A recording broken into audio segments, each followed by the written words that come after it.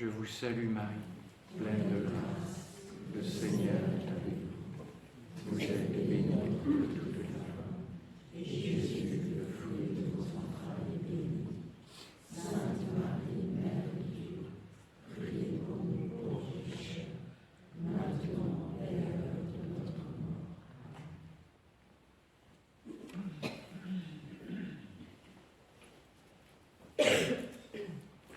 Délivre-nous du monde. Non pas du mal, mais délivre-nous du monde.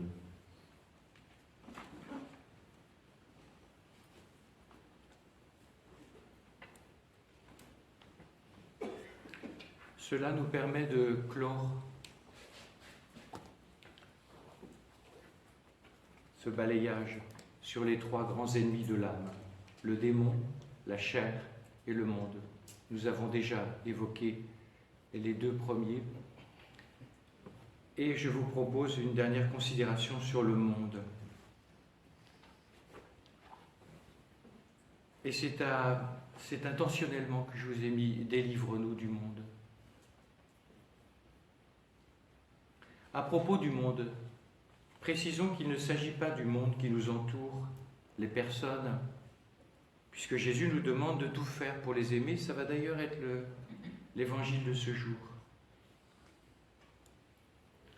Il est dit par exemple en Jean 4, 20, 21, « Celui qui n'aime pas son frère qu'il voit ne saurait aimer le Dieu qu'il ne voit pas. » Il y a donc monde et monde. Distinguons le monde qui nous entoure et l'esprit du monde. 1 Corinthiens 2,12, « Nous n'avons pas reçu, nous, l'esprit du monde, mais l'esprit qui vient de Dieu. » Vous avez vu, saint Paul est extrêmement net. Quel est le drame de la mentalité, le bain dans lequel nous plongeons? C'est le manque de netteté.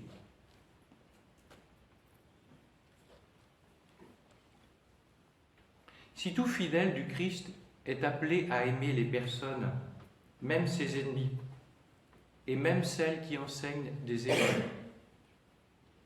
En revanche, ce même fidèle doit avoir l'erreur en aurore. Interfecere errorem diligere errantem. C'est du Saint Augustin. Nous devons haïr l'erreur et aimer ceux qui répandent les erreurs parce que ce sont des personnes, distinguer les choses. Et donc, quand par exemple, au cours de cette retraite, il est question d'erreur, la question n'est pas de fustiger les personnes.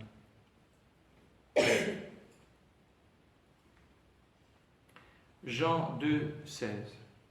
Tout ce qui est dans le monde, la convoitise de la chair, la convoitise des yeux et l'orgueil des richesses vient non pas du Père, mais du monde. J'ai l'impression que je dois faire une erreur. Ça doit être dans 1 Jean 2, 16, pardonnez-moi. Quel est l'enjeu aujourd'hui? C'est un véritable défi. Il n'est pas original, il remonte dès les premiers temps de l'Église. Être dans le monde sans être du monde. Épître à Doniette. Cette ligne de crête est difficile à tenir. Elle est difficile pour les prêtres, je vois bien. Et moi aussi, c'est difficile.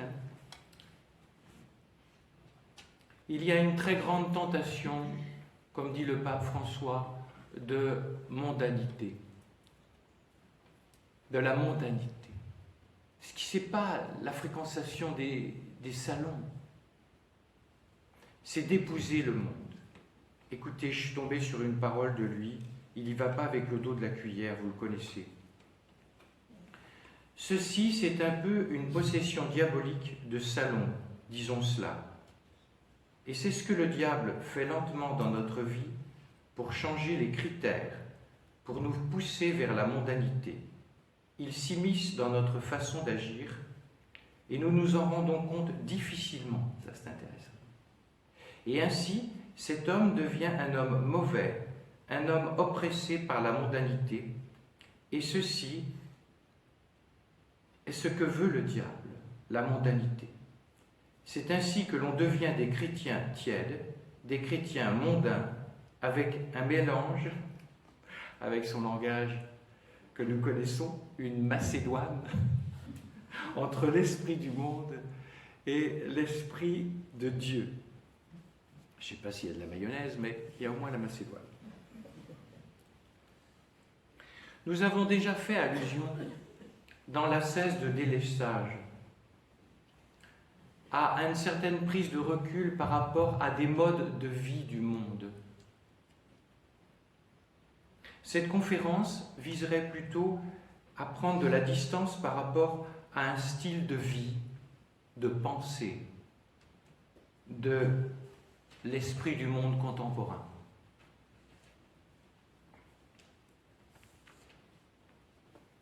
La question est celle-ci.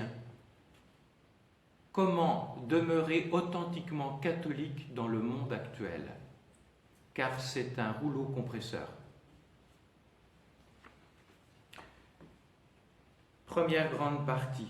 L'Église aux prises avec les démocraties libérales libertaires, c'est-à-dire la nôtre, qu'elle soit de droite ou de gauche. Il n'y a plus de droite et de gauche. Il y a progressistes et conservateurs.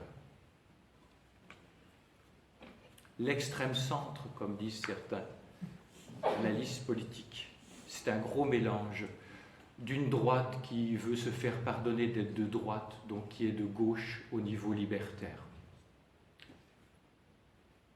Et la gauche, bien sûr, pareil. La question, c'est pas de faire de la politique, c'est de prendre de la distance vis-à-vis de l'idéologie libertaire qu'il y a derrière le libéral. Alors je voudrais dans un premier temps passer au scanner. Vous voyez bien qu'avec des petites choses, bien évidemment, on n'a pas le temps de tout dire. Passer au scanner les sociétés libérales libertaires. Et il y aura 2 points. Car si vous voyez, depuis la Révolution française, pour faire très très simple, on pourrait mettre beaucoup plus de bémol à ce que je dis. Bien.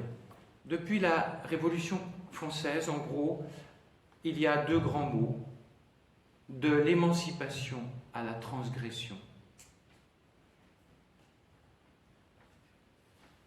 Et donc on va voir ces 2 étapes pour nous donner de comprendre, ou vous le comprenez, de mettre des mots, disons. Première note des sociétés libérales libertaires passées au scanner. La modernité, 2 points, émancipation. Il va y avoir la modernité et il va y avoir la postmodernité. La modernité, tout d'abord, émancipation. La modernité, chez les analystes, les philosophes, tout ça est habituellement défini comme la mise en place de la raison, chargée d'émanciper l'homme du poids des coutumes, des traditions et bien évidemment de la religion. Il a fallu plusieurs siècles à cette modernité pour s'affranchir de la tutelle religieuse et de cette conviction selon laquelle l'homme était fait pour une destinée éternelle, le paradis. Au XXe siècle, toujours dans cette modernité, le marxisme, le communisme s'est imposé pendant une période. Il n'était rien d'autre qu'une idéologie visant à rapatrier sur terre la promesse du paradis des catholiques et des chrétiens. On a parlé d'une eschatologie sécularisée, pour faire simple. Le paradis sur la terre, avec la lutte des classes.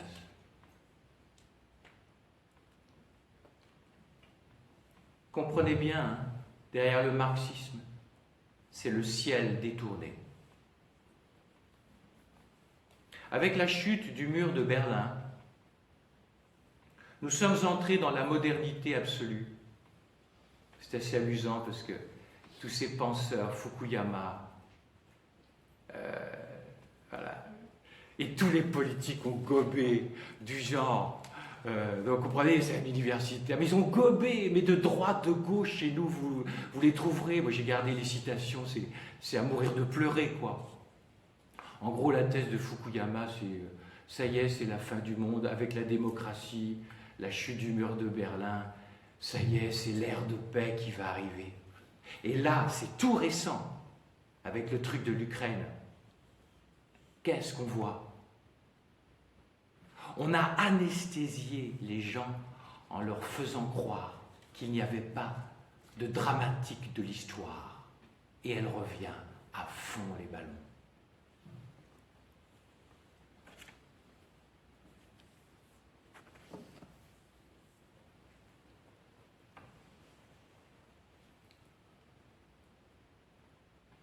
Le monde a compris avec la chute du mur de Berlin le vaste mensonge que représentait la soi-disant théorie scientifique du marxisme et sa promesse d'établir sur la Terre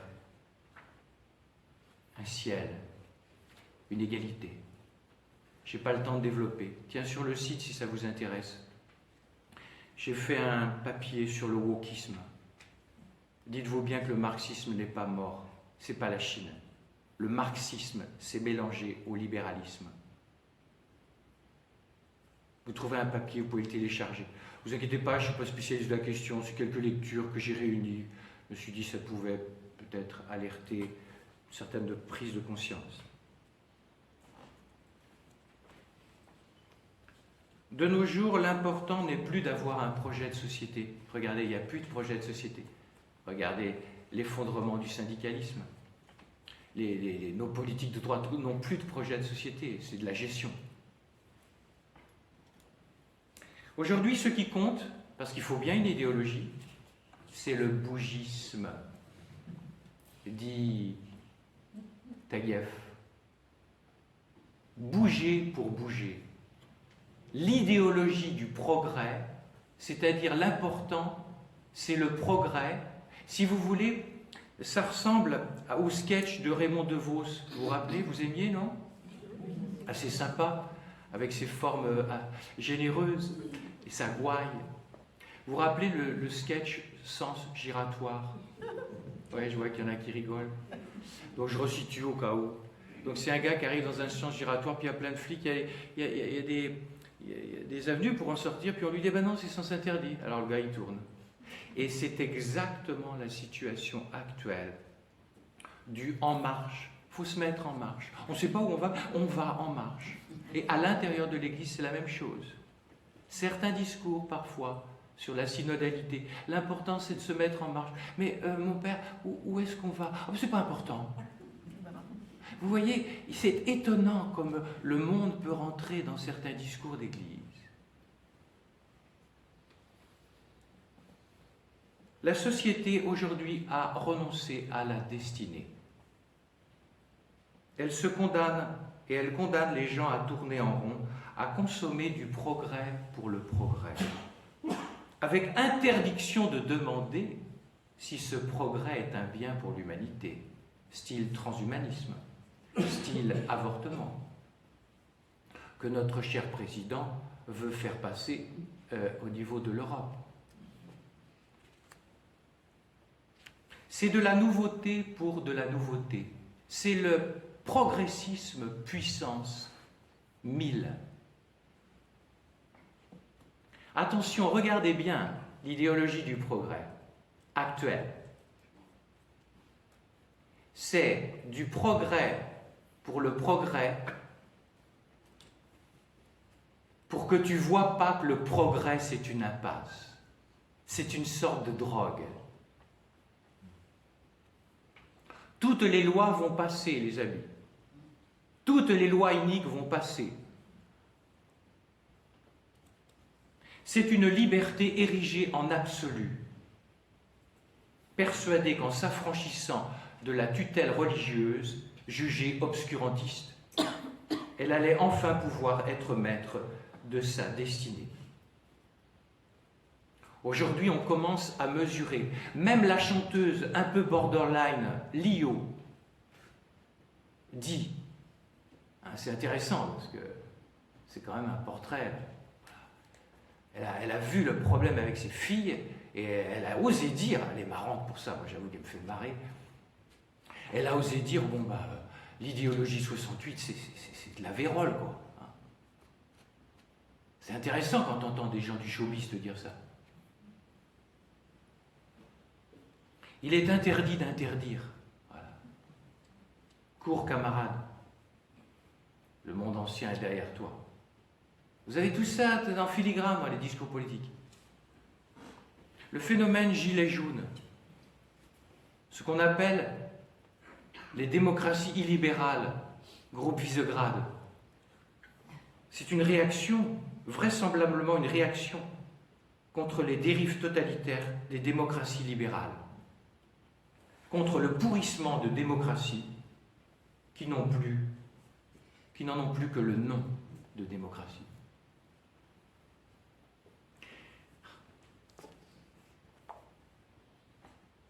Quel est le drame? Et ça, Benoît XVI a un regard d'aigle énorme là-dessus. C'est qu'on ne s'aperçoit pas. Parce que dire, ah ben attends, mais excuse-moi, mais j'ai pas la Stasi qui vient me mettre un pistolet sous la tempe, enfin, tout le monde est libre dans nos sociétés. C'est ça le truc. Je vous ai parlé d'Orwell, 1984. Pour moi, c'est pas celui qui parle le plus actuellement. C'est le meilleur des mondes. Le meilleur des mondes. C'est ça. Le mec, je crois qu'il était d'ailleurs très très franc-mac.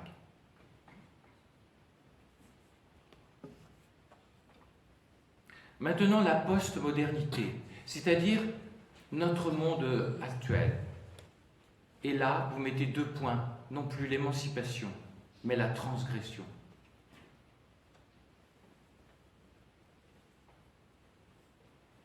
Je vous l'ai cité à l'instant. Un slogan des étudiants de 68 criait « Cours, camarades, le vieux monde est derrière toi ». Et vous entendez ces petites musiques hein, d'ancien monde, le nouveau monde, Startup Nation, tout ça. L'émancipation érigée en absolu ne pouvait que conduire tout droit à la transgression. Lorsque la liberté est désormais une fin en soi, l'homme n'a pas d'autre choix que de renier ses racines, puisque celles-ci, ses racines, sont l'expression d'une limite. Aujourd'hui, c'est nos limites. Aujourd'hui, comme a dit très très bien Spemann, ce philosophe ami de Benoît XVI, il y a une guerre contre la nature, la loi naturelle. Et ce qui est intéressant, c'est que ceux qui se réclament de la nature, le mouvement écolo par excellence, mais c'est le no-limite par excellence. Il n'y a pas de mouvement écologiste, il y a un mouvement wokisme.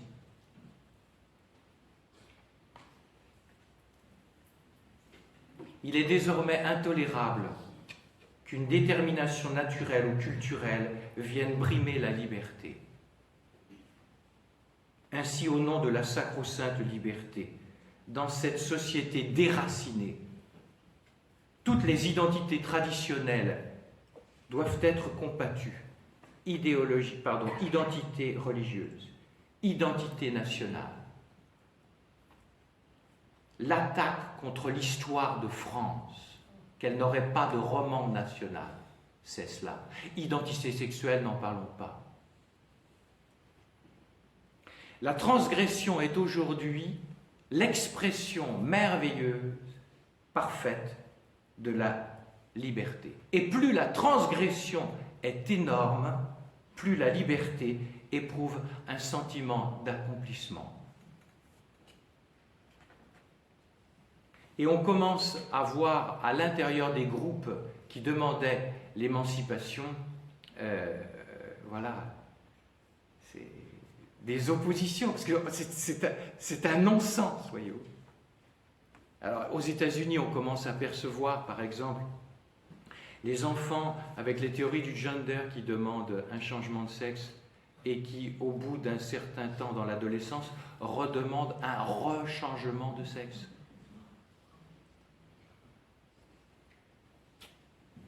Alors ce qui est étonnant, les amis, c'est que c'est plus des mecs de gauche qui sont libres que les mecs de droite. Michel Onfray. Pardon-moi, j'ai des trous. J'ai plein de noms qui viennent. Finkielkraut, enfin, vous voyez, tout un tas de personnes, de philosophes comme ça, qui sont libres. Finkielkraut est excellent pour ça. Je suis de gauche, c'est pourquoi j'ai quitté la gauche. Excellent.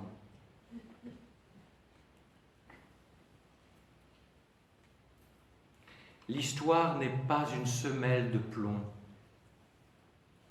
Elle est un encrier dans lequel on trempe la plume pour écrire sa propre destinée. Aujourd'hui, qu'est-ce qui est derrière, les amis? La French Theory. Tous ces philosophes qui sont partis, Foucault, Derrida, Deleuze, qui sont partis aux États-Unis, et ça fait boomerang aujourd'hui. Si ça vous intéresse, il y a des choses, j'ai mis ça dans le bouquin, dans le papier là, sur le wokisme. Vous avez un truc, il faut le regarder, parce que c'est énorme. C'est une vidéo aux États-Unis. Evergreen. Il faut regarder ça. C'est le professeur qui n'est absolument pas catho, mais complètement gaucho, qui se fait virer par le wokisme. On ne peut plus rien dire, il n'y a pas de dialogue. C'est passionnant. Tout ceci pour vous faire peur? Non. Prenez du recul. C'est très dur de voir. Il faut s'extraire. Les amis, il faut s'extraire. Sinon, vous serez bouffés.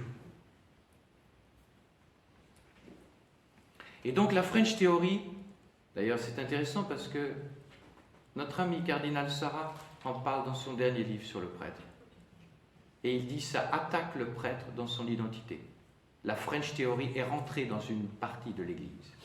Le wokisme est rentré dans une partie de l'Église. À cause de ces idéologies du pouvoir.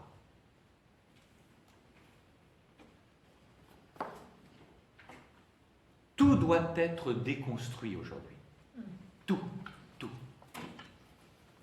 C'est la tentation démiurgique par excellence. Alors vous voyez, nous y arrivons, troisième point qui récapitule ce que vient d'être dit sur l'évolution de l'émancipation à la transgression. Nous atteignons des dérives totalitaires des démocraties, mais pourquoi elles sont difficiles à voir? Parce que c'est soft. T'as pas de gars qui viennent avec un pistolet sous la tempe. Simplement, si sur Internet tu essayes de dire telle chose, eh bien, Twitter ou Facebook va te coincer ton truc. Va t'arrêter les choses. Arrêtez de croire que GAFAM, c'est neutre. C'est la quintessence du progressisme. Bérénice Levet, dont j'ai lu plusieurs ouvrages, qui a ses lettres de noblesse, elle travaille au Centre Sèvres de Paris, donc elle est écoutable. Elle dit, chez les jésuites, aujourd'hui obstinément invincibles au doute, les apprentis sorciers du progressisme s'enorgueillissent de pouvoir fabriquer des enfants sans père et criminalisent, homophobisent quiconque ne communie pas dans le culte de leurs droits, de ce que la technique rend possible. Le comble, les amis, c'est ceci, c'est que les tenants de la liberté absolue de cette idéologie n'hésitent pas à faire appel au bras juridique avec une intrusion énorme, justement, pour obliger les libertés qui ne pensent pas comme elles à se plier. Arrêtez de croire que c'est la liberté absolue. On vit mal dans ce monde progressiste. Mathieu Bock-Côté, vous aimez? En attendant ces analyses, lisez son bouquin sur... Oh voilà, j'ai des trous là, pardonnez-moi. Enfin, ces bouquins sont vraiment la nouvelle religion des droits de l'homisme, enfin, etc. Il dit ceci, « Ce monde sans repère, qui pousse l'individu à s'inventer radicalement à partir de rien, et oui, il faut regarder les choses de près, engendre des névroses de plus en plus graves. Les gens sont mal, ils ne savent plus qui est l'homme. Regardez l'idéologie antispécisme. L'animal est mieux que l'homme. Il faut tuer l'homme, car c'est un prédateur. L'individu délogé, désorienté, ajoute-t-il, désexué, déraciné, déculturé, jeté dans le vide, il ne sait plus comment se définir. Le commun des mortels a besoin d'une demeure. Rappelez-vous, la demeure terre dont parle François. Le droit lui est contesté. Qui ne suit pas le rythme de la révolution est inévitablement étiqueté réactionnaire. Chers amis, ça c'est important. Si à l'avenir vous ne voulez pas être étiqueté de rétrograde, vous serez laminé. Vous ne tiendrez pas. Il faut accepter d'être traité de réactionnaire. Et si vous ne supportez pas ce mot-là, c'est pas la peine, t'es déjà vendu. Et l'Église dans tout ça. Vous vous rappelez les émissions de Jacques Chancel pour les plus anciens? Il terminait avec ses invités. Et Dieu dans tout ça. Et donc pour nous, et l'Église dans tout ça. Le cardinal Ratzinger, qui est reconnu comme ayant une vue d'aigle sur les dérives totalitaires avec Jean-Paul II. Mais attention, j'ai mis une parole assez incisive en exergue du papier sur le wokisme du pape François. C'est la seule que j'ai trouvée de lui, mais péchu. Mais ceci dit, Ratzinger, qu'est-ce que vous voulez? C'est le scanner, quoi. La vérité, dit-il, elle est très loin.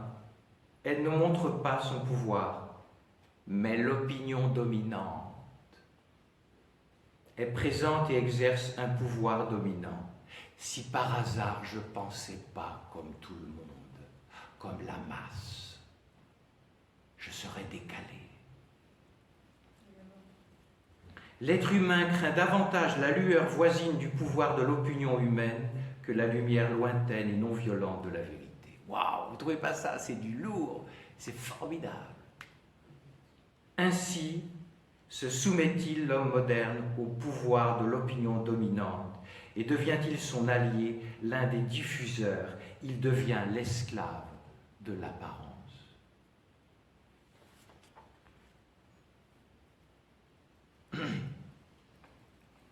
Il y a un jésuite assez extraordinaire qui a pris des coups de bâton par Rome il y a de nombreuses années, qu'après a été réhabilité. Et puis, quand Jean-Paul II était attaqué, ce jésuite est monté au créneau.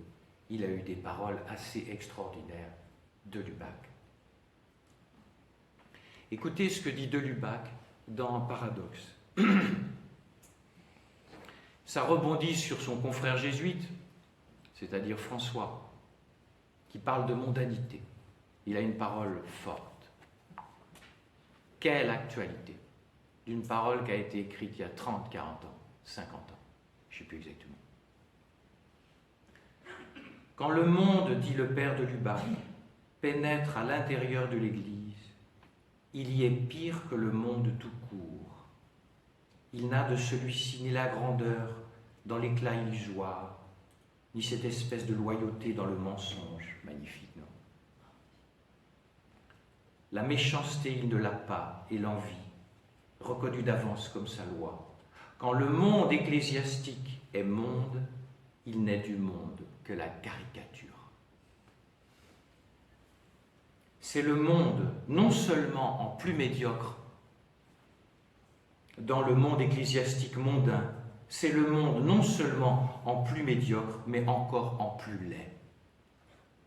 Heureusement que ce n'est pas Père Joël qui dit ça. Pourquoi je vous dis cela? Voilà, c'est à nouveau Ratzinger. Même de Lubac l'a dit. Il y a eu un optimisme post-concile, comme quoi il suffisait d'aimer le monde et de courir après pour que ce monde court après l'Évangile. Et on s'est aperçu que c'est un vaste mensonge. Et il y a une petite musique ecclésiastique, comme quoi il faut aimer le monde. Mais qu'est-ce que je lis dans l'Évangile et chez Saint Jean?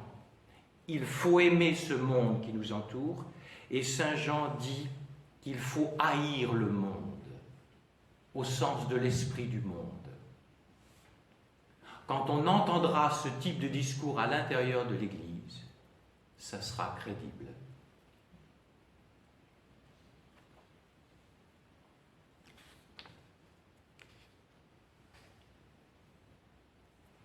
Il y a le politiquement correct, il y a le catholiquement correct. Et il est pire que le politiquement correct. Pourquoi? Parce qu'il se sert de la vertu pour imposer le catholiquement correct. Il se sert de Dieu pour faire mentir Dieu. Il se sert de l'Évangile pour faire mentir l'Évangile.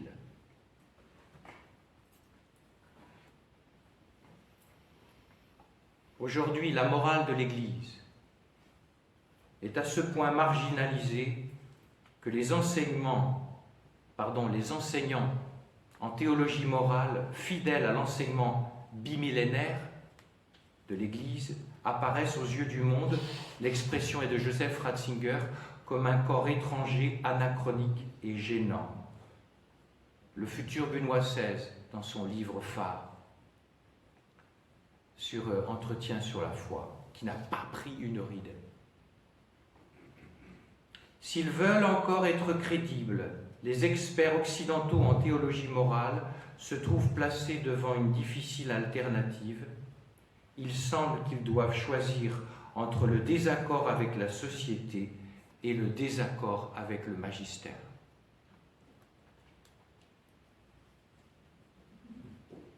Autre point à l'intérieur de l'Église. L'hérésie nous choque-t-elle encore?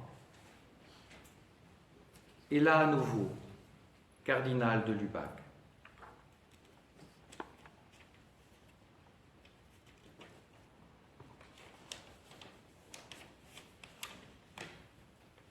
Il dit, parce qu'au sortir de Vatican II, vous devinez, c'est parti un peu dans tous les sens, on entendait, moi je suis arrivé un peu après la bataille de ma génération, hein, donc je ne peux pas regarder mes confrères plus âgés de haut, qu'est-ce que j'aurais fait dans ce vaste blague où il y avait des hémorragies par 10 000, des 10 milliers de prêtres qui quittaient le sacerdoce. C'est une catastrophe, vous comprenez. Les religieuses pareilles. Tout était confus. Il dit à l'époque, et c'est très vrai, pour moi encore plus vrai aujourd'hui, si l'hérétique ne nous fait plus horreur aujourd'hui, comme il faisait horreur à nos ancêtres dans les premiers temps de l'Église, est-ce à coup sûr parce que nous avons au cœur plus de charité? Ou ne serait-ce pas, peut-être trop souvent, sans que nous osions nous le dire, parce que l'objet du litige, à savoir la substance même de notre foi, ne nous intéresse plus?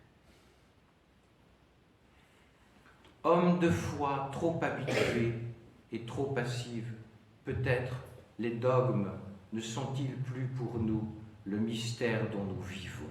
Oh, c'est fort. Le mystère qui doit s'accomplir en nous. Alors, en conséquence, les hérésies ne nous choquent même plus.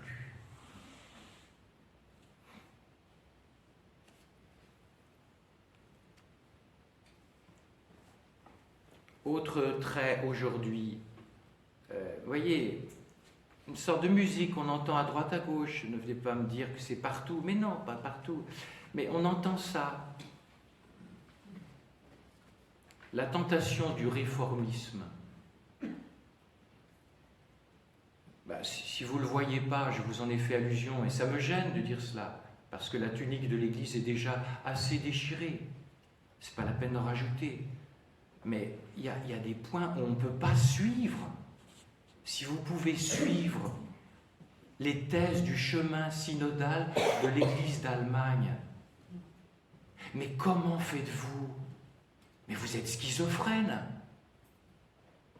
Vous ne pouvez pas tenir en même temps blanc et noir. Parole très forte du cardinal de Lubac. La passion réformiste dans l'Église est généralement en proportion inverse de la vie surnaturelle. Et voilà pourquoi ce n'est presque jamais d'elle que procèdent les réformes authentiques et bienfaisantes. En gros, il dit, plus on en a plein la bouche des réformes, il faut tout réformer, il faut réformer l'Église, il faut réformer les prêtres, il faut réformer le célibat, tout ça. Tous ces trucs qu'on entend à droite, à gauche, régulièrement, dans des journaux qui se disent catholiques. Plus il y a ce discours-là, moins il y a de sainteté. Plus dans les communautés, il y a des réunions de communautés pour la réforme, moins il y en aura, plus il y aura d'effondrement. Parce que tout vient de la conversion personnelle.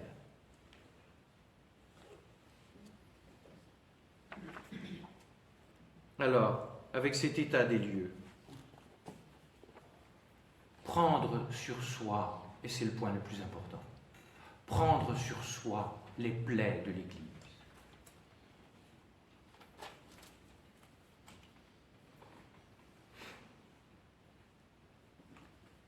Quand notre pauvre Benoît, écrasé par l'explosion des affaires de pédophilie,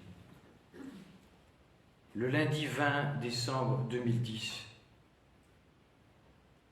il éprouva le besoin de mentionner une vision de saint Hildegarde de Bingen, qui ne s'occupe pas simplement des histoires de menus. C'est une grande sainte. Écoutez ça. Parce que c'est, vous voyez, ça se reporte dans l'Église. Hildegarde voit, elle a une vision, et elle dit, je vis une femme d'une beauté telle que l'esprit humain n'est pas capable de comprendre. Mais son visage était couvert de poussière. Son vêtement était déchiré du côté droit. Saint Hildegarde ajoute, les stigmates de mon époux Jésus demeurent frais et ouverts, tant que sont ouvertes les blessures des péchés des hommes. Justement, le fait que les blessures du Christ restent ouvertes est la faute des prêtres. C'est alors qu'elle entend une voix céleste lui dire, et tout ceci est relaté par Benoît XVI dans son homélie. Cette image représente l'Église. C'est pourquoi, ô être humain qui voit tout cela et qui écoute les paroles de plainte, annonce-le aux prêtres qui sont destinés à la conduite et à l'instruction du peuple de Dieu. Et notre bon pape Benoît de conclure. Dans la vision de saint Hildegarde, le visage de l'Église est couvert de poussière. Et c'est ainsi que nous l'avons vu en cette année 2010. Son vêtement est déchiré par la faute de certains prêtres. Nous devons accueillir cette humiliation comme une exhortation à la vérité et un appel au renouvellement. Seule la vérité sauve. Il ne faut pas seulement souffrir des plaies de l'Église, et surtout pas souffrir avec amertume. Ça ne produira pas de bonnes choses. Il nous faut souffrir et aussitôt offrir dans l'amour. Pleurer sur les déchirures de l'Église, mais pleurer joyeusement, parce que de cette situation actuelle d'effondrement, Jésus fait naître invisiblement une Église qu'il va rendre resplendissante. La Vierge Marie l'annonce déjà à Amsterdam, dans les apparitions de 59. Elle l'annonce à Akita Elle l'annonce à Conchita Cabrera de Armida, cette sainte mexicaine où j'ai fait allusion. Le Père Joël n'est pas dans du pessimisme. Il n'est pas non plus dans l'optimisme. Il est dans l'espérance. Au moment où, comme on dit dans le rural, tout fout le camp, c'est là que Dieu est en train de faire les plus grands miracles. As-tu cette vue de foi? Bien évidemment qu'on souffre quand on entend telle chose. Moi, ce qui me fait le plus souffrir, je vais vous dire, c'est quand j'entends des hommes d'église qui devraient dire la vérité et qui ne la disent pas ou la font mentir. Je souffre en silence. Oh. Attention les amis, il faudra rendre des comptes devant Dieu, évêques compris, qui sont dépositaires de la vérité, prêtres compris, religieuses. Il nous faudra rendre compte. Et au lieu de voir les autres, je ne me vois que moi, et pas me tracasser du jugement des autres.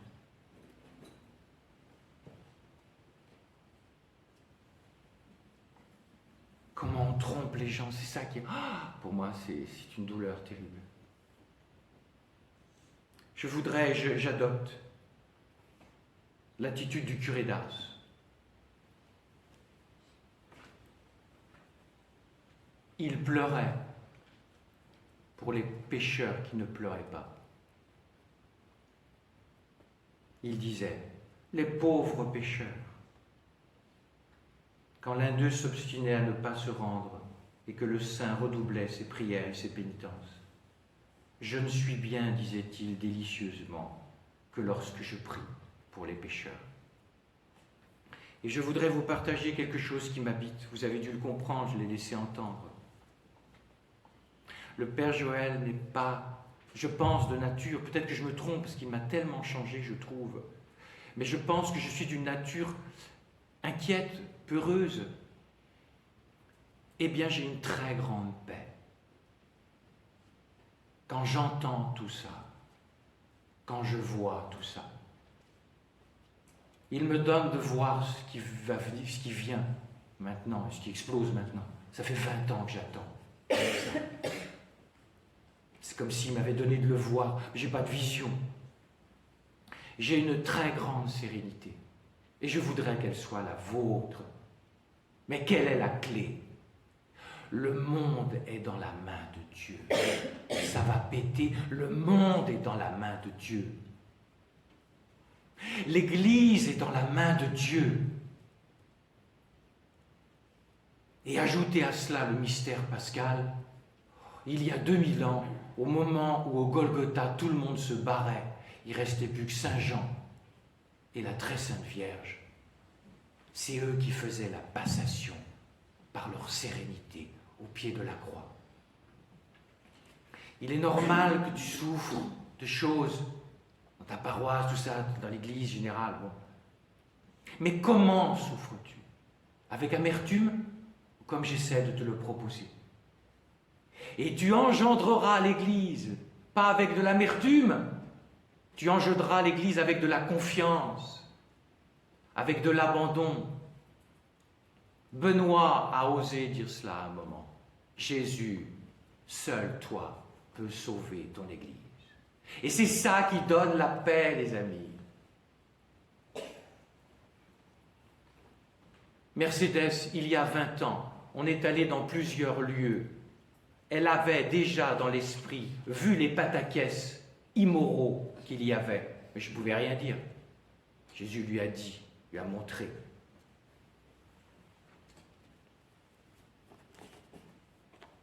Nous vivions ça. Qu'est-ce que tu veux? Puis 20 ans après, tout a éclaté. Alors vous savez, quand dans des communautés, Esprit Saint, Esprit Saint, Esprit Saint, et que tu n'es pas capable de voir qu'il y a un gros big problème, c'est que tu ne dois pas avoir trop le Saint-Esprit. Hein. Ou alors je ne sais pas ce que c'est ton Saint-Esprit.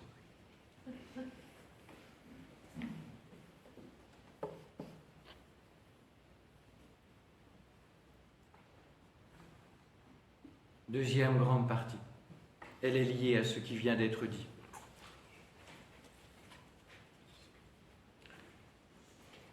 Autre grande plaie de la modernité, l'acédie, maladie de l'âme, dénoncée par les pères de l'Église. Attention, l'acédie, ce n'est pas la dépression, c'est une atonie de l'âme. On n'a plus goût aux choses de Dieu. Et pourquoi ça touche à cela? L'échographie de la situation actuelle que le Père Joël vous a proposée, j'ai demandé d'ailleurs à Jésus, je dois dire ça, Jésus, t'es sûr? Comme dernière conférence, ce serait peut-être bien que tu leur fasses passer un peu de pommade quand même, pour l'air d'avoir voulu. Voilà, cette échographie sans détour de la situation, c'est pas pour vous faire sombrer, c'est qu'il n'y a pas d'authentique vie spirituelle en dehors du réel.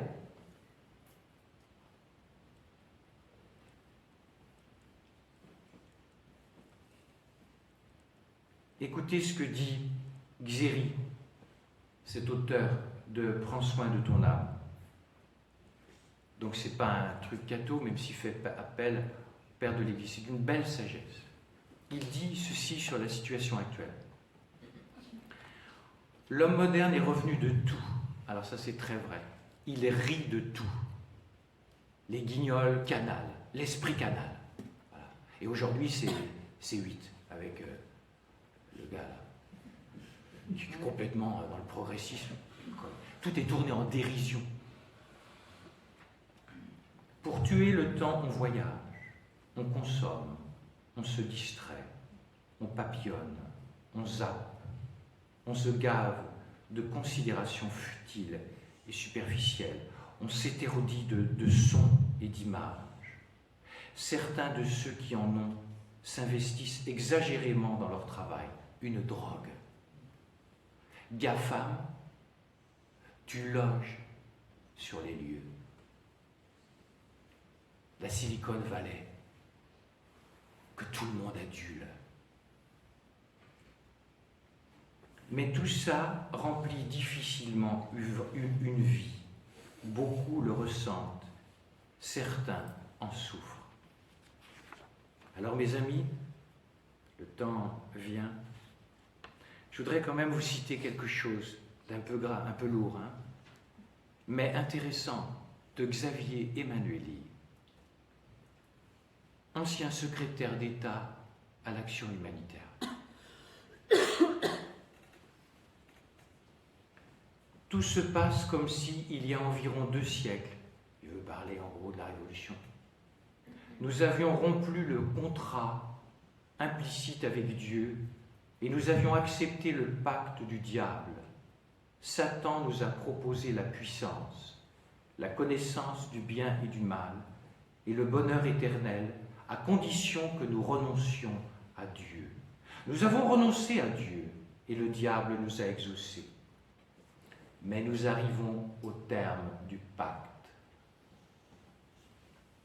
Et nous sommes en train de comprendre que c'était un contrat de dupe. Nous possédons tout, mais nous n'avons pas Dieu. Nous avons la puissance, mais nous avons perdu le sens. Notre société qui suinte d'angoisse va disparaître.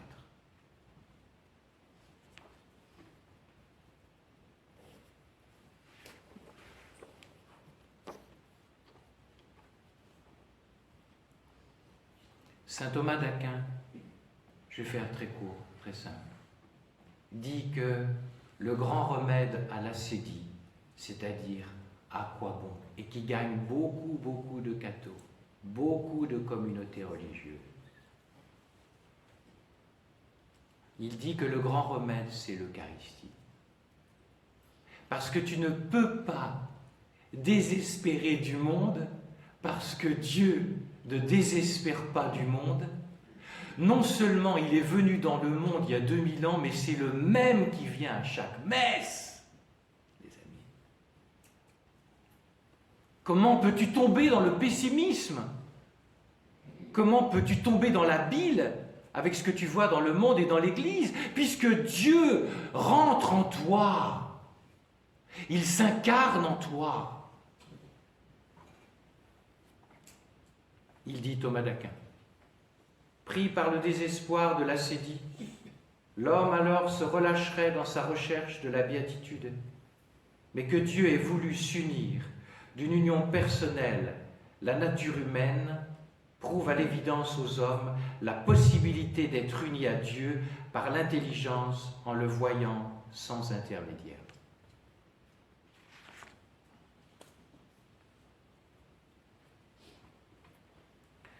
L'Eucharistie nous dit deux choses. Il me rejoint maintenant. Il y a une parole très belle de Jean-Paul II. Je pense que c'est dans Ecclésiade et Eucharistia. Et là, il se lâche, il dit « je ». Il fait mémoire de ses 50 ans d'ordination et donc de ses 50 ans de saint sacrifice célébré. Depuis plus d'un demi-siècle, chaque jour, à partir de ce 2 novembre 1946, où j'ai célébré ma première messe, mes yeux se sont concentrés sur l'hostie et sur le calice, dans lesquels le temps et l'espace sont en quelque sorte contractés, et dans lesquels le drame du Golgotha est à nouveau rendu présent avec force, ici et maintenant, dévoilant sa mystérieuse contemporanéité. Voilà. Les amis, tout à l'heure, on va célébrer la messe. Le Golgotha est rendu présent. Tu ne peux pas être plus près de Dieu. Arrête de dire que tu es seul au monde perdu, avec ce monde qui va mal. Dieu va rentrer en toi. L'acte sauveur de l'humanité, tu vas le consommer. Vas-tu te laisser consumer? Si nous vivions du mystère, mais vraiment du mystère de l'Eucharistie, on ne serait pas inquiet, on ne serait pas par terre. Moi, je pense que j'en vis un peu, pauvre pécheur que je suis. Il m'a sérénisé avec le temps, et pas par des séances de relaxing ou je ne sais pas quoi. Le goutte à goutte eucharistique, comme a dit très bien un évêque. Et puis il y a quelque chose qui a changé dans les dernières années de ma vie. Quand M. Macron, il y a quelques années, a annoncé le Covid et le confinement, j'étais tout seul dans mon ermitage. J'ai été traversé d'une très très grande peur.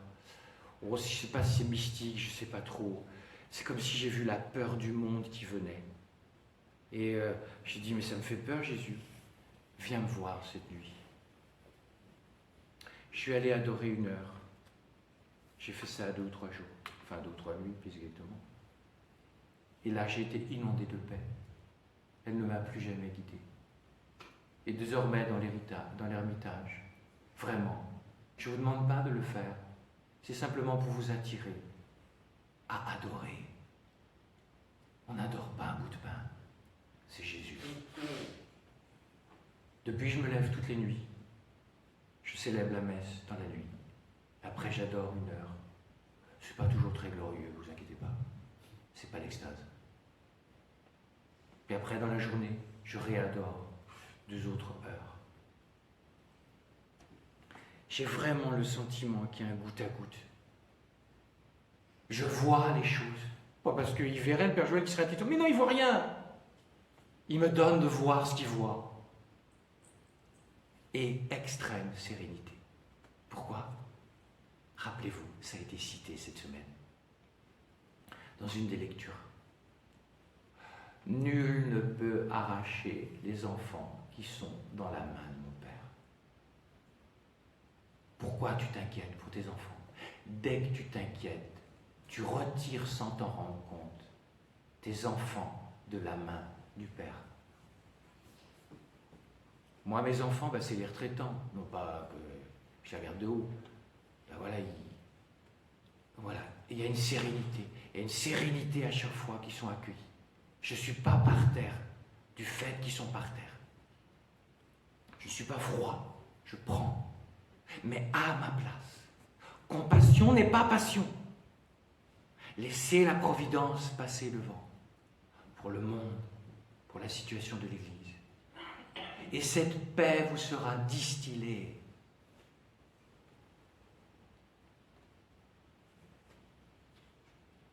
Mère Teresa, enseignant à ses sœurs, lorsque vous contemplez le crucifix, vous comprenez combien Jésus vous a aimé. Mais lorsque vous contemplez la Sainte Hostie, vous comprenez combien Jésus vous aime en ce moment. Rappelez-vous, Romains, mais qu'est-ce que tu as à craindre? Ni la mort, ni la vie, ni les puissances du mal, ni les guerres, ni les crises de l'Église, ni les crises dans ta paroisse, dans les crises de couple. Rien ne peut me séparer de l'amour du Christ. Est-ce que je vis à ce niveau-là?